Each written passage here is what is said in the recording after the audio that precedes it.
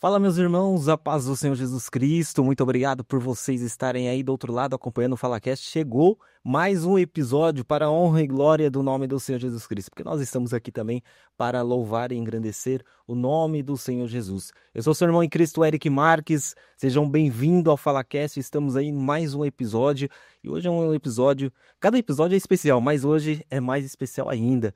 Eu gosto de conversar com pessoas sedentas pela palavra de Deus, que buscam conhecimento, que transmite o conhecimento do estudo da palavra de Deus. E hoje eu trago ele que é novo, bem novinho, geração 3. 2003, varão, meu Deus.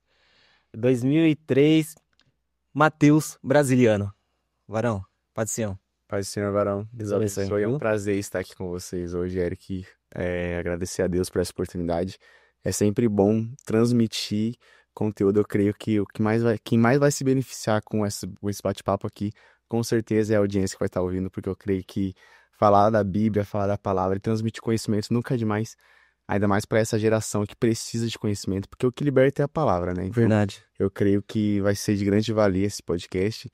E eu creio que se você que assistir até o final vai ser edificado de alguma forma pela Espírito Santo de Deus. Agradeço o Maravilha. convite, agradeço poder estar aqui. Deus abençoe sua vida. Maravilha. Eu que agradeço por você ter vindo, ter aceitado o convite de nós estarmos aqui falando da palavra de Deus. E nós vamos, eu acho que pelo pelo início, né? Sim. Como que iniciou essa sua trajetória? Para que vocês que chegaram aqui não conhecem o Mateus, Mateus é escritor, Sim, né? Estudante da palavra de Deus, tem o livro aqui, Além do Erro, Explorando as Consequências do Pecado. isso. Antes de chegarmos nesse livro aqui, como que foi a sua conversão? Então, eu cresci no berço evangélico, né? A minha mãe, ela se batizou, estava grávida de mim, eu até brinco, falo que foi igual o João Batista, né?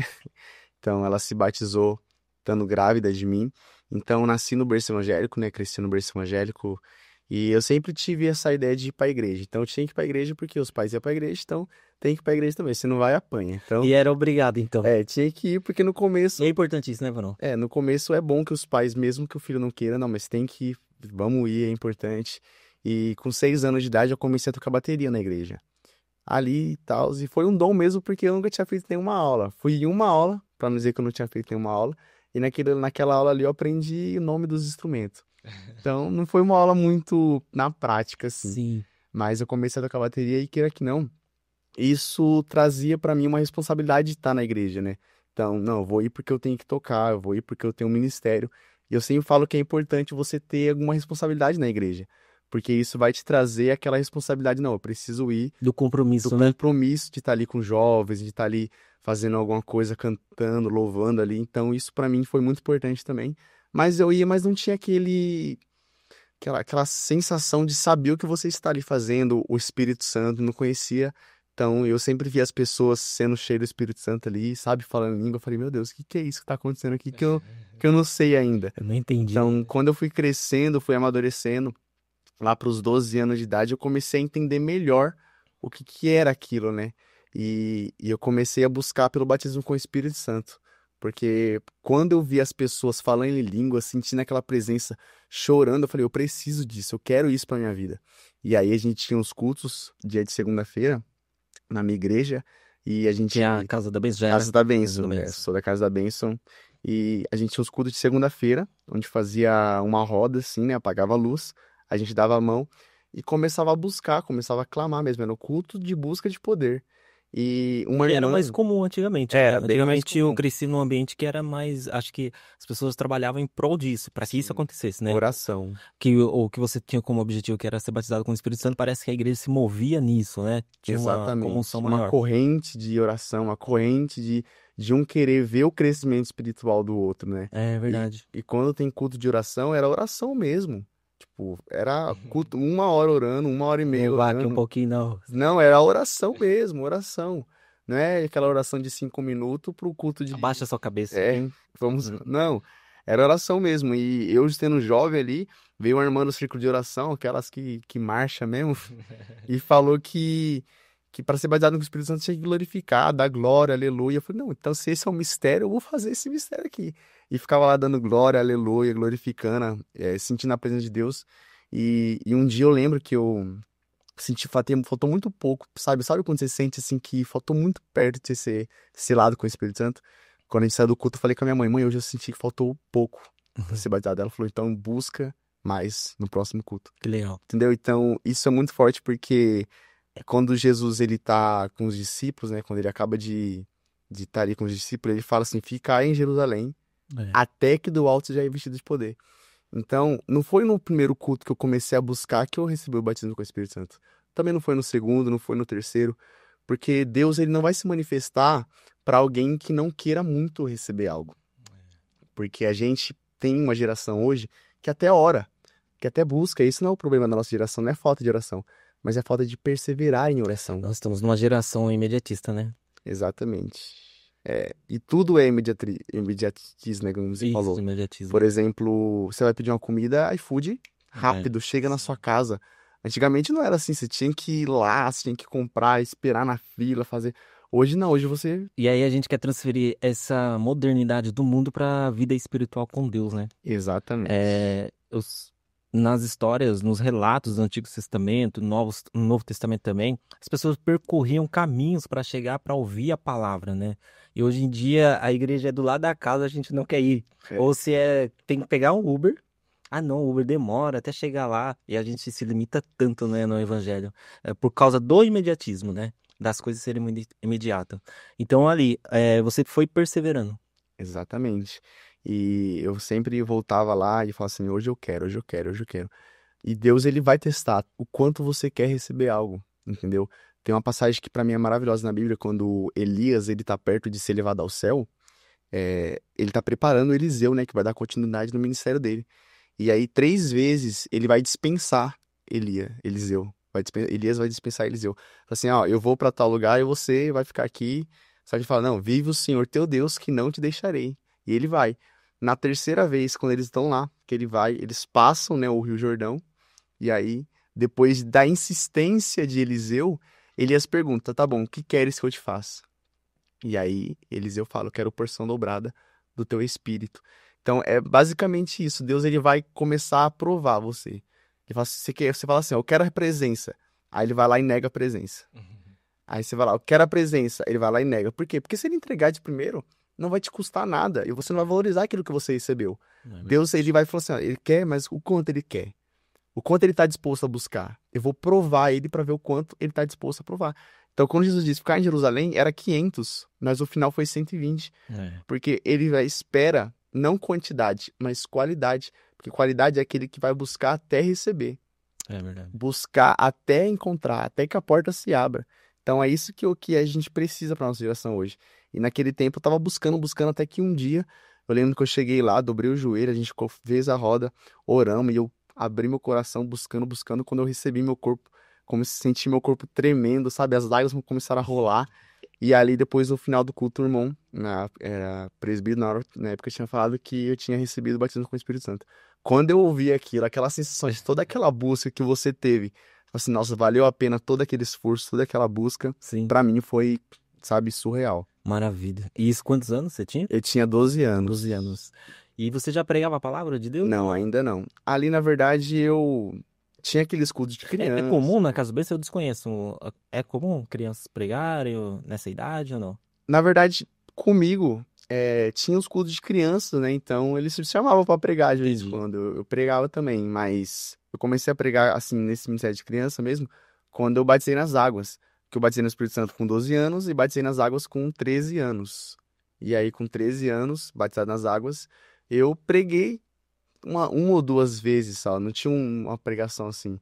Porque meu ministério era mais tocar, né? Então, como eu Sim. tocava desde os 6 anos, eu tocava bateria nessa época aí que eu fui batizado com o Espírito Santo. Ainda há esperança para os bateristas, hein? Eita glória! A esperança. Sei, eu brinco, um grande amigo meu, Johnny Bacelar, ele é baterista, eu falo que o ministério dele é ali a palavra também, ele gosta bem da bateria, também traz algumas palavras, ele já pregou, Sim. e eu falo assim que ele é diferente por conta disso, ele vai pro lado da palavra. E nós rotulamos, né, os bateristas, os músicos em si, principalmente os bateristas, Fala que não lê fala, Bíblia. fala que não lê Bíblia, que, né, mas São piadas, na Sim, verdade, né? sim, Às vezes tem fatos também. é, com certeza. Mas, mais uma prova, acho que não me recordo quem que teve aqui no FalaCast que mencionou de baterista. Ah, não. Acho que foi um vídeo que eu vi. Era, se não me engano, o professor Douglas Scarpe, ele era baterista e tal. E aí eu falei assim: ah, vou mandar esse vídeo pro meus amigos bateristas, que há esperança. Sim, com certeza. Então, tem esperança, viu? Você baterista. Nada tá perdido. É forte. É brincadeira, né? Mas então, qual o momento que você fez essa transição? Saindo da bateria. Você toca bateria hoje em dia ou não? Toco. Toca, mas não Não, ao ministério que não, não. você, né? Tá mais na vocação da palavra dele, Ah, fui chama. numa igreja e não tem ninguém pra tocar bateria, aí eu vou lá e Olha, toco ele toca. bateria. Sim, sim, o Maravilha. teclado também. Porque aí eu comecei a tocar teclado, né? Então, lá pros 15 anos, 16 anos, comecei a tocar teclado. Eu também não fiz nenhum curso de teclado, não, na época, né? Eu aprendi um louvor no teclado e no, que uma irmã lá do Rio de Janeiro me ensinou e eu ficava todo culto tocando aquele mesmo teclado. Aquela mesma música, né? E as pessoas sempre ficavam zombando. Nossa, mas você sabe tocar essa música? É só essa que ele sabe. E sempre tem aquela zombaria, né? Sim, Então, sim. eu tive muita prova, assim, nesse ministério de tocar teclado também, porque eu lembro que uma vez minha tia, que é pastora, ela foi ministrar, né, na igreja, e eu todo feliz, falei, não, vou fazer o fundo musical pra ela, né? Aí. Aí eu sentei lá no teclado e o pessoal da mesa baixou o som, só pra eu não tocar, entendeu? Meu Então, Deus. Mas, ó, aí tem uma coisa espiritual também, né? Eu ouvi um testemunho de um cara que fazia trabalhos de macumbaria e tal. Se não me engano, é trabalho de macumba. E ele falou que a melhor forma de você atacar uma pessoa na igreja, uma das áreas é você ir no cara do som. Porque se o som tiver ruim, quem tá pregando, né, já fala sim, como que eu vou trazer a palavra. Claro que não exatamente. dependemos de instrumentos musicais, não dependemos de microfone, mas isso compõe uma boa administração ao direcionamento, porque você se prepara para usar aquelas ferramentas, né? Com E certeza. ele fala que ele atacava muito os músicos, atacava A muito mesa do som. a sonoplasta ali, o cara do som.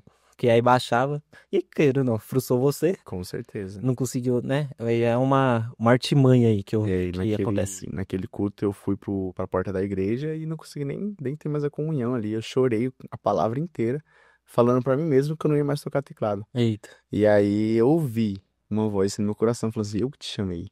E depois, sabe, em outras igrejas, as pessoas começaram a me chamar pra tocar teclado, eu fui tocando. Então, Deus honrou. E eu já Já, até dei aula de teclado olha, hoje, já é mesmo, ensinei outras Carol. pessoas. Né? Então, Legal. Deus, ele faz isso. Ele pega a frustração e transforma em algo bom pra você. Mas você precisa perseverar, né? É. Só que aí, quando eu fui num culto, e eu até marquei aqui, porque pra não esquecer no livro que eu tô escrevendo, né?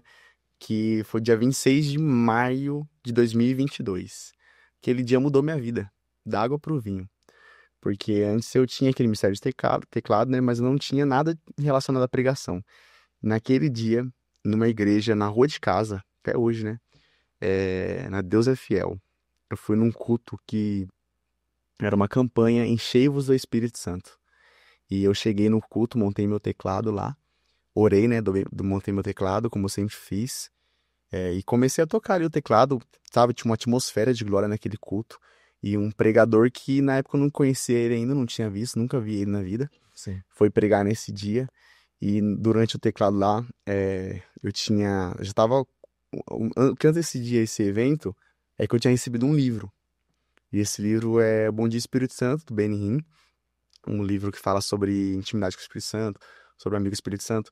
Então, nesse meio, assim, desses 2 meses, eu tava buscando muito pelo Espírito Santo, sabe? Um relacionamento, porque, nossa, Matheus, mas você não já era batizado? Mas o batismo com o Espírito Santo é apenas a porta de entrada. Eu sempre falo isso, falo no meu livro. É apenas a porta de entrada de um relacionamento íntimo e profundo que o Espírito Santo quer com cada um de nós. E tem pessoas que recebem batismo com o Espírito Santo e pensam que é tudo o que ele tem para nós, que limita o Espírito Aí Santo. viu das manifestações do Espírito Santo, que é o falar em línguas, uma das que é para edificação de si mesmo, Sim, e para naquilo, né? exatamente. Então, a pessoa fala, já falei línguas, já tô bem aqui, já sou batizado, já sou selado e já tá suficiente. Mas eu não tinha, mesmo sendo batizado com o Espírito Santo, eu não tinha um relacionamento com o Espírito Santo. Porque ser batizado com o Espírito Santo não significa ter intimidade com ele. É. Significa que ele te selou, mas ele quer mais, ele quer ter intimidade. Então eu tava buscando muito. Eu lembro que eu trabalhava no mercado municipal nessa época, então no serviço eu ficava o tempo todo assim, eu preciso chegar em casa. Eu quero chegar em casa, eu quero entrar no meu quarto, eu quero dobrar o joelho. E quando eu chegava em casa, eu entrava no meu quarto, dobrava o joelho perto da cama, eu já sentia a presença do Espírito Santo. As lágrimas começavam a rolar, sabe? Eu sentia aquele vento entrando assim, era algo tremendo. Então, eu tava buscando muito. E naquele dia eu tava tocando teclado, e aí o pregador, ele pegou eu assim na minha mão, no meio da palavra, tirou do teclado, e aí eu tava chorando muito, a mensagem inteira eu chorei em tudo. E ele me levou lá no altar e disse: Eu te dei dons pra tocar instrumentos. E ele não me conhecia. Uhum. Ele falou instrumento, não falou só um instrumento. Sim. Falou instrumentos. Eu tocava bateria, violão, guitarra. Sim. E aí ele disse: Mas eu vou te usar na palavra, Olha só. pra pregar a minha palavra. E te preparas, porque o Brasil vai ficar pequeno. E foi a primeira vez que eu ouvi uma profecia sobre pregar fora do Brasil, pregar no Brasil. Fora do Isso, seu território. exatamente, e pregar a palavra. Ali, nossa, na hora que ele terminou de falar assim, a glória foi tanto que eu não resisti, eu caí no chão. E nesse culto foi tão marcante pra mim que eu fui chorando o culto inteiro pra casa. Eu falo no meu livro, eu fui andando nas ruas da cidade cheio do Espírito Santo e falando em línguas. E ali eu recebi o chamado pra pregar a palavra de Deus. E aí, quando você recebe esse chamado, você vai se preparar automaticamente. Então, eu comecei a me preparar para esse ministério de pregação, porque é incrível. Quando não tá preparando, não tem agenda, ninguém chama, parece que é coisa incrível, mas quando você começa a se preparar, começa a vir as agendas, começa a vir. Então, foi aí que eu recebi essa primeira chamada E de às pregar. vezes eu falo isso, cara, eu larguei tudo. A Andresa sabe disso. Eu trabalhava fichado, larguei em função disso e tem mais algumas coisinhas que eu tô trabalhando aí, né, que é audiovisual. Mas eu me posicionei primeiro. Coisas que eu achava que era a longo prazo, aconteceu depois que eu me posicionei. Às vezes a gente espera que não vai acontecer isso, aí eu me posiciono. Vou fechar um contrato aqui, aí eu vou ofertar aqui. Ou eu vou fechar um contrato aqui, eu vou comprar algo para que eu possa chegar a tal resultado. Não, se posiciona antes, né? E Exatamente. aí Deus trabalha. Exatamente. Deus, ele não vai colocar um peso em uma estrutura que não seja preparada. Então, eu sempre falo isso, por exemplo, Deus, ele só vai dar uma responsabilidade para quem já está preparado para receber essa responsabilidade. Então, não queira falar assim, nossa, que nem uma vez um amigo meu, nossa, ano que vem eu vou estar pregando os Gideões. Eu falei, amigo, não é impossível. Mas o que que você tem que se preparar para chegar lá? Entendeu? Porque Deus ele não vai te levar lá para você É. não ter uma mensagem, para você não ter algo que vai edificar outras pessoas. Então, se prepara. Porque às vezes a gente fala assim, eu quero um carro. Aí ora pra Deus, Senhor, eu quero um carro. Mas não tirou nem a carta ainda, É, entendeu? eu sei disso. Pega um pouquinho de café pra mim, por favor. Então, é sobre você se preparar para receber o milagre. Quando chegar, você já tá. Já tá preparado. É igual a oração de Abacuque no capítulo 2 quando ele tá orando, né? Ele ora, na verdade, no capítulo 1 e ele sobe a torre de vigia e fica preparado ali esperando a resposta. Então, ele orou e tomou a atitude de se preparar para receber o milagre. Para quando o milagre vem, ele já está preparado. Então é isso, Deus ele vai te dar oportunidades quando você estiver realmente preparado para ter essas oportunidades. Varão, que benção, hein? Vamos chegar nesse livro aí. Você já citou algumas frases, alguns textos, algumas escritas que você relatou no livro. Qual o momento que você chegou? Falou, vou escrever um livro. Você já tinha esse desejo quando era criança ou não?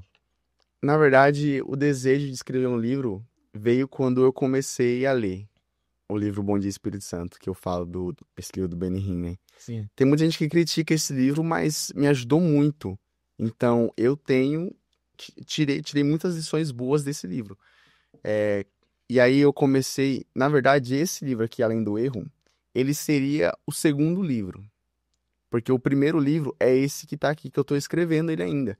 Porque esse primeiro livro que eu tô escrevendo aqui agora, o nome dele é Intimidade, Aprendendo a Ser Guiado pelo Espírito Santo. E esse livro, ele tem uma profundidade tão grande que eu não consegui terminar ele ainda. Porque cada vez o Espírito Santo vai fluindo mais e mais na minha vida. Então eu comecei primeiro a escrever esse livro aqui. Eu comecei a escrever esse livro em 2022. 2022 eu comecei a escrever esse livro. E a gente já está em 2025. 3 anos e o livro ainda não saiu.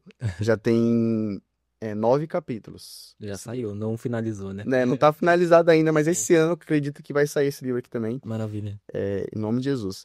Agora, esse aqui, eu sempre fui uma pessoa que eu gostei muito de ler, né? Então eu lia muitos livros. E, varão, tava lendo um livro da Rebecca Brown, que ele veio para libertar os cativos. Um livro surreal, porque ela era uma satanista, né? Que se converteu ao evangelho, ela é americana.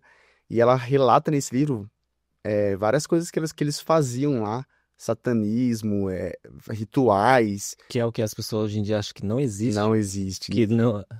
Cara, você aceitou Jesus, você tá automático. Antes de aceitar Jesus, você já tá numa batalha espiritual. Depois que você aceita, então você se coloca à disposição. E a pessoa vive como se não existisse. Fecha parênteses. Sim. E eu tava lendo esse livro, e toda vez que eu li esse livro, eu orava, porque a própria autora diz que para você ler o livro tinha que fazer uma oração antes. Porque mexe com algo muito profundo, né? Das trevas. Então, Satanás, ele não quer que você saiba como que ele age, por exemplo, né? E Satanás age no ocultismo, né? No ocultismo, satanismo, bruxaria. Então, é um livro muito profundo. Uhum. E eu tava lendo um livro, indo trabalhar, eu trabalhava em Tatuapé.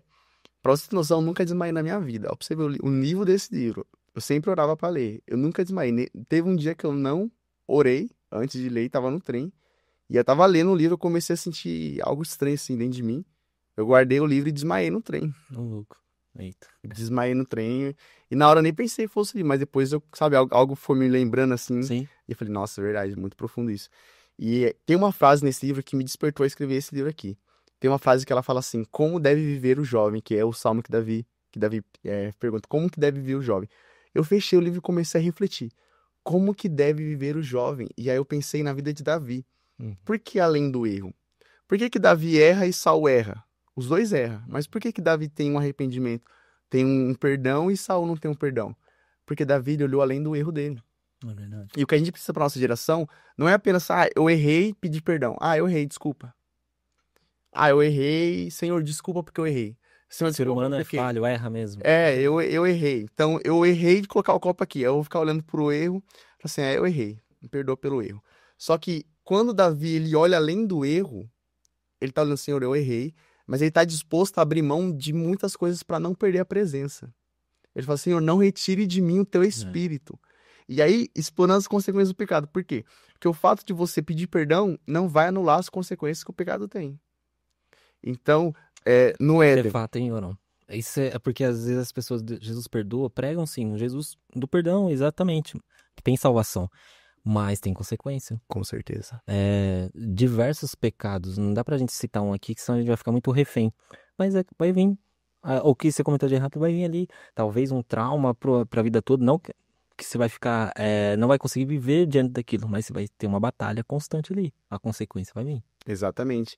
Então, quando a gente olha pro jardim no Éden, eles tiveram o perdão, mas Adão teve a consequência, vai ter que trabalhar e viver do seu suor. A mulher vai ter dor de parto, a serpente vai rastejar sobre o ventre. Todos tiveram consequência, embora cada um quis jogar a culpa pro outro, todos arcaram com uma consequência.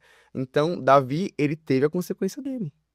A espada não se apartou do trono de Davi. Verdade. Então, ele teve as consequências, mas ele disse, Senhor, eu estou disposto a enfrentar as consequências. Porque tem uma frase no livro do Hernandes Dias Lopes, que é de avivamento, ele fala assim que o pecado, a gente não tem que temer o pecado pela consequência do pecado. A gente tem que temer o pecado porque o pecado é uma ofensa a Deus. Então, muitas vezes a gente fala assim, não vou pecar porque senão vai vir a consequência. Só que não é por conta do medo da consequência. Você tem que pecar, não querer pecar pelo fato do pecado ser uma ofensa a Deus. E todo aquele que é amigo de Deus automaticamente se torna inimigo do mundo, inimigo dos prazeres, inimigo do pecado. Então, Deus começou a ministrar esse tema no meu coração e eu comecei a amadurecer essa ideia. Nunca imaginei que eu ia escrever um livro na minha vida. Nunca imaginei, só que um versículo que eu trago para a vida. Efésios 3:20. Ora, aquele que é poderoso para fazer infinitamente mais, além de tudo aquilo que pedimos ou pensamos, segundo o poder em que nós opera. Então, Deus, ele preparou tudo, tudo, tudo, tudo mesmo. Capa, tudo, design. E ele foi ministrando no meu coração. Então, eu ia trabalhar, eu levava o caderno. Aí, daqui a pouco, vinha algo no meu mente. Opa, anotava aqui já. Já anotava, já ia amadurecendo. Então, esse livro aqui eu escrevi totalmente pelo celular. Não tive computador, não tive nada. Só o celular ali e o Word. Porque Legal. quem quer fazer, faz acontecer. Sim, sim. Você não espera, que nem você falou, você não espera uma oportunidade. Você cria as oportunidades. Deus, ele precisa de pessoas que estejam dispostas a fazer algo, porque ele vai preparar. Você tem que ter fé e falar assim, Senhor, eu vou fazer e eu vou trabalhar aqui, o Senhor, eu creio que vai me ajudar. Então, eu comecei a escrever esse livro, o outro está aqui também, no Word também. Então, já tem os 10 capítulos, eu creio que vai sair também. E esse livro tem ajudado muitos jovens que, cansados de viver no pecado, É um livro muito bom também, tem ajudado muitos E jovens. é sob encomenda? Tem alguns exemplares já? Como que a gente faz? Então, aí tem que ir no meu Instagram, né, e chamar no meu direct lá, que a gente faz o envio também, né? Então a gente pede em quantidades lá e fica em casa, e quando alguém sai, as pessoas Bacana, pedem também. bacana. Você tinha que ter vindo com uns 10 aqui, Verão. Pior, verdade. Maravilha.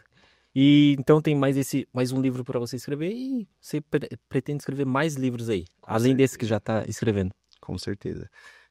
E esse livro aqui, ele é muito profundo, porque eu narro um pouco dessa minha caminhada, né, jovem, Uhum. e os desafios da jornada também, e como que o Espírito Santo é importante no ministério cristão. O próprio Jesus, ele se preparou com 30 anos, e quando ele diz, o Espírito me ungiu, está sobre mim e me ungiu.